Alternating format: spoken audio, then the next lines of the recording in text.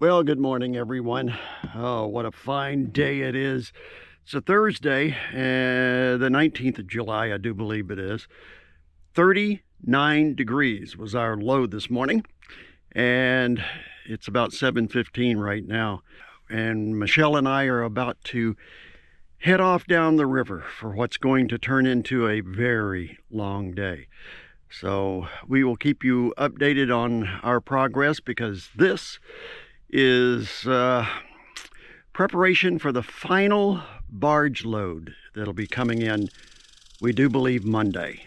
So we'll keep you abreast of what's going on.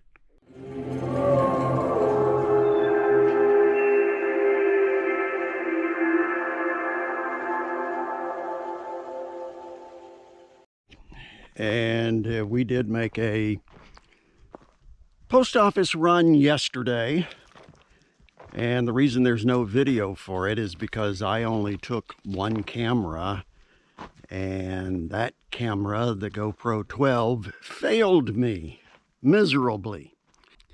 But we did make a post office run, and I got the truck and we brought down the mail, which was not a lot, but it was heavy. And we got that loaded on the boat. Michelle took the truck then, and she is now in Fairbanks finalizing this last barge run, we think.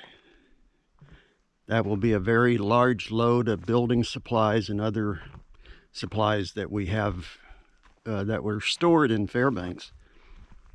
And then we will be finished, and the two of us can concentrate on building here and finishing what we've started.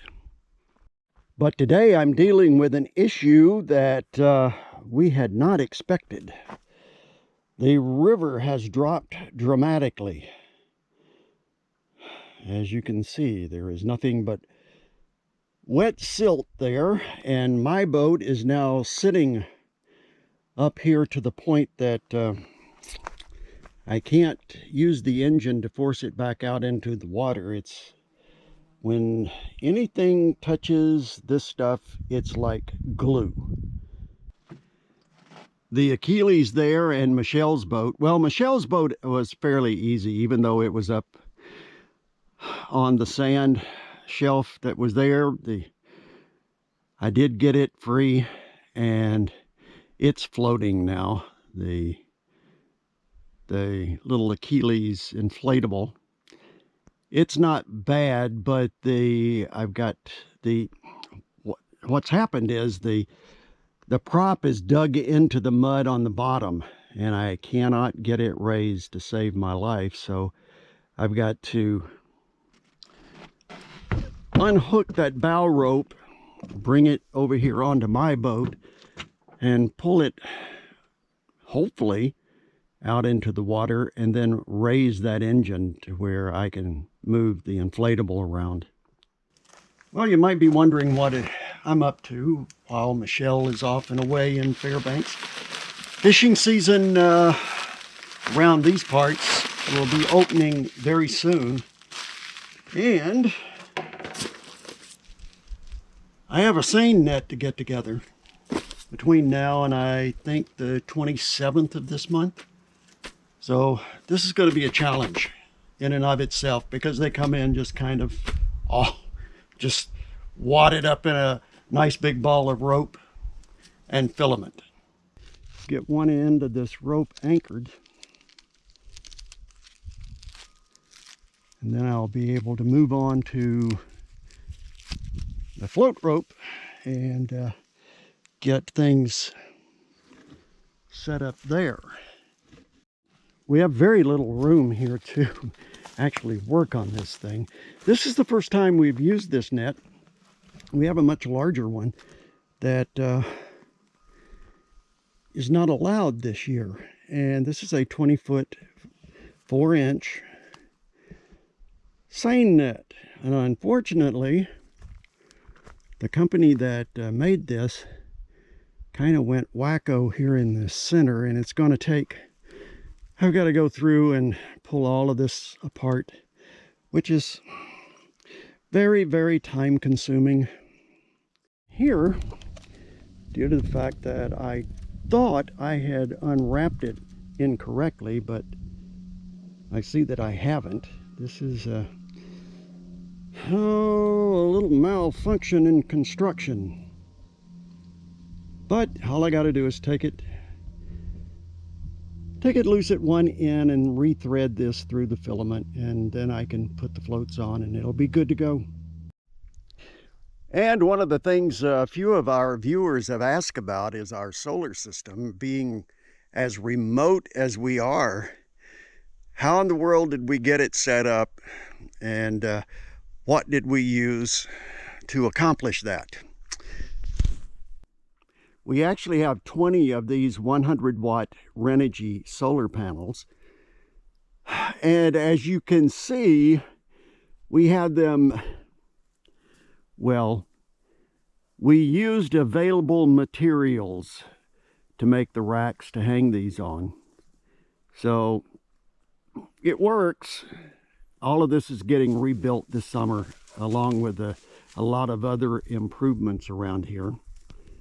There are these panels. These 8 panels handle the morning sun up until late afternoon, and then I have others here. Ooh, I gotta straighten that one panel. This rack is beginning to outlive its usefulness, and I've got to get it replaced fairly fast. I have a 4-panel set here that catches mid-afternoon sun.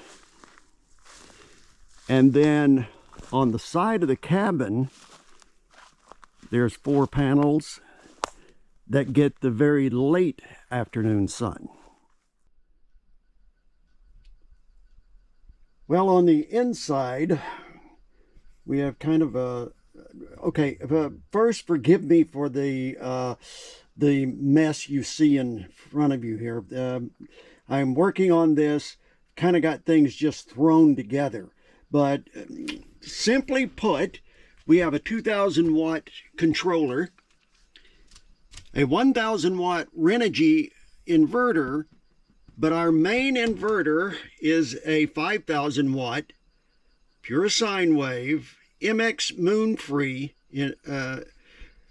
converter, and so far we're not too disappointed in it.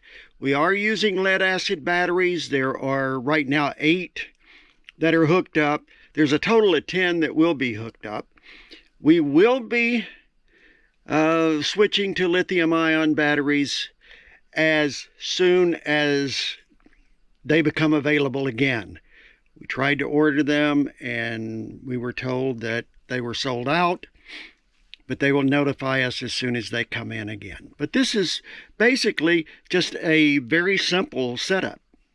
On to everybody who made comments or asked questions, but time will not allow that. We had some folks who were really shocked. They moved off grid thinking that they would just build a cabin, throw it together, move in and sit down, kick back and relax. Unfortunately, they found out otherwise. And for those of you who are prepping, I guess this is my advice to you. First of all, get some insect repellent, because in the bush, they're really bad. When you move as remote as we are, you go to work every day.